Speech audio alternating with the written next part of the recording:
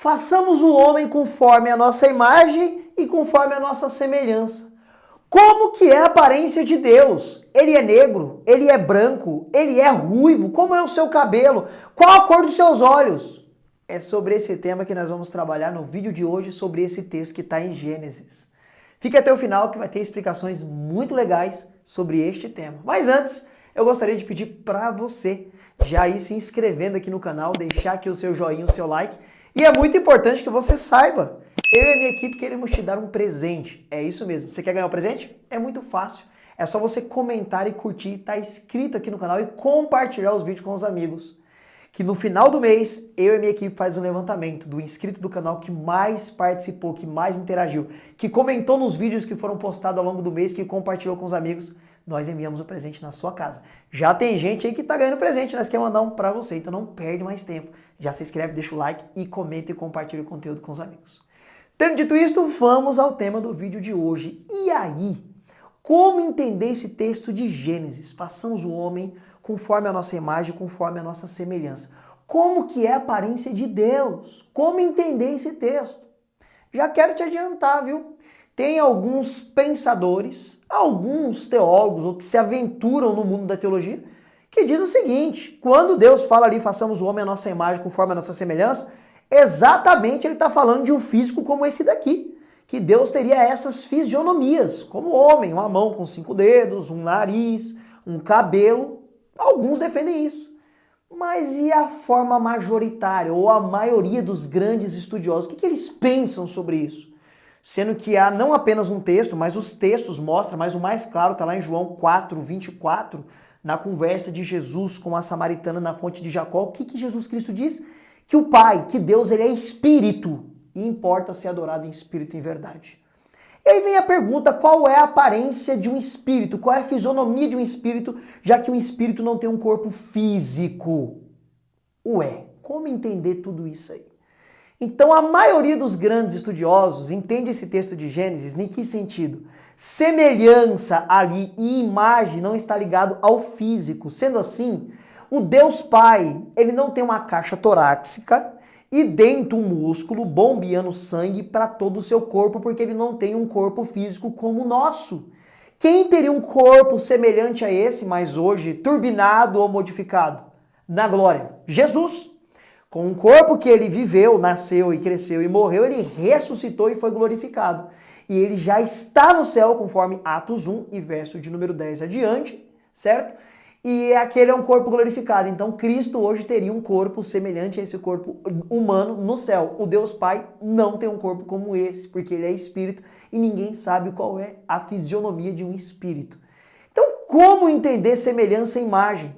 Veja bem, ali no Gênesis, quando Deus ele cria a coroa da criação, que é o homem, e aí aparecem essas expressões, ele diz que este homem seria o governador sobre todas as coisas que ele criou na terra, sobre os animais, ele seria o mais intelectual. Veja aqui algumas semelhanças do Deus Pai com o homem que ele criou. Deus, ele governa o universo e todas as coisas. Ele deu poder para o homem governar todos os animais sobre a terra. Nisso nós somos imagem e semelhança de Deus no sentido de governo, de inteligência, de ser um ser racional. Veja bem, o nosso Deus, ele ama, não ama? Ele não ama você, não ama eu? Ele não ama a humanidade que ele criou? Nisso você é imagem e semelhança de Deus porque você tem a capacidade de amar. Você ama seu pai, você ama sua mãe, você ama seus irmãos, você ama sua esposa, você ama seus filhos. É óbvio que você não consegue amar como Deus, mas você consegue amar. É nisso que você é imagem e semelhança de Deus.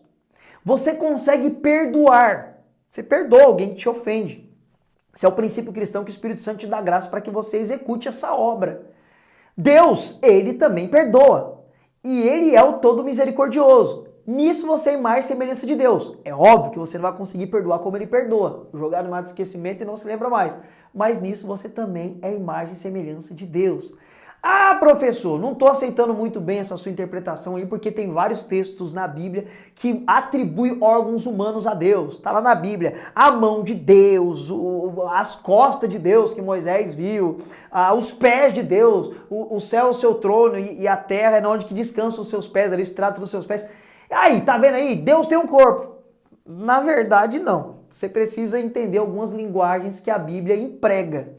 Todos os textos que aparecem atribuindo órgãos humanos a Deus, não quer dizer literalmente que Deus tenha aquele órgão na fisionomia humana. O nome disso nós chamamos de antropomorfismo. Calma aí que não é língua estranha não. Eu vou te explicar o que é essa palavra. Homem, tudo isso vem da língua grega, tá? Homem, fismo, figura, físico, semblante, isso daqui que você está vendo. Então o que acontece é o seguinte, eu vou te dar um exemplo. O profeta Isaías, ele quer mostrar o quão grande Deus é, o quão poderoso ele é. Então ele vai fazer uma comparação, ele diz assim: o nosso Deus, ele é tão grande, estou parafraseando, tá? Que ele sustenta todos os mares na palma das suas mãos. Aí você para pensar, uau, o oceano é gigante. Como que tem um ser que consegue colocar todas as águas do mundo na palma da mão? Então é uma comparação para você entender a dimensão e o tamanho do poder deste Deus. É simples assim. Porque se Deus quisesse falar através do profeta o tamanho do poder dele, da forma que ele quer falar, eu e você não entenderíamos nada. Então o profeta usa algo que você entende, a palma de uma mão, para mostrar o quão grande esse Deus é. Não é que ele tem uma palma da mão. Usa aquilo que você entende, que é pequeno e como caber toda a água aqui dos oceanos. É simplesmente isso. Você é a imagem e semelhança de Deus nos atributos morais que ele dividiu com você. Amor, perdão, misericórdia, intelectualidade que você tem. O nosso Deus também é um ser pensante intelectual. É nisso que você é a imagem e semelhança de Deus. E aí, o que você pensa sobre isso? Pode ser que você não concordou com nada do que eu falei aqui. Mais importante é você deixar seu comentário. E ó, Deus te abençoe. Até a próxima com a graça de Cristo Jesus. E já curte e compartilha esse conteúdo aí, hein?